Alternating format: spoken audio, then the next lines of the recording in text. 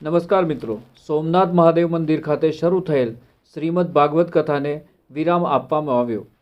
પ્રાપ્ત માહિતી મુજબ ઈડર તાલુકાના ચિત્રોડા ગામે બેસકા નદીના કિનારે આવેલ સોમનાથ મહાદેવ મંદિર ખાતે મહંત શ્રી કેશવદાસ દ્વારા અને મહંત શ્રી મંગળપુરી મહારાજના મુખેથી ગત તારીખ 4/1/2026ના રોજ શરૂ થયેલ ભાગવત કથાનો શુભારંભ કરવામાં આવ્યો હતો, જેમાં આજે તારીખ 10/1/2026ને શનિવારના દિવસે કથાને વિરામ આપવામાં આવ્યો, જેમાં આજના દિવસે ડૉક્ટર વિનોદભાઈ કાંતિલાલ જોશી પરિવાર દ્વારા ગોવર્ધન પૂજા અને અન્નકૂટનું આયોજન કરવામાં આવ્યું હતું।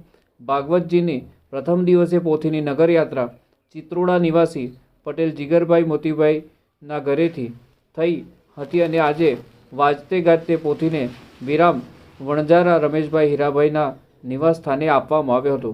કથા દરમિયાન મહંત શ્રી કેશવદાસ અને આસપાસના ગ્રામજનો અને દાતાઓના સહયોગથી આવનાર ભક્તો માટે ભોજન પ્રસાદનું આયોજન કરવામાં આવ્યું હતું, જેમાં મોટી સંખ્યામાં સંતો, મહંતો, પ્રતિષ્ઠિત વ્યક્તિઓ અને ગામ લોકો ઉપસ્થિત રહ્યા હતા અને ભાગવત કથાનું રસપાન કરી ભોજન પ્રસાદ ભક્ષણ કર્યો હતો।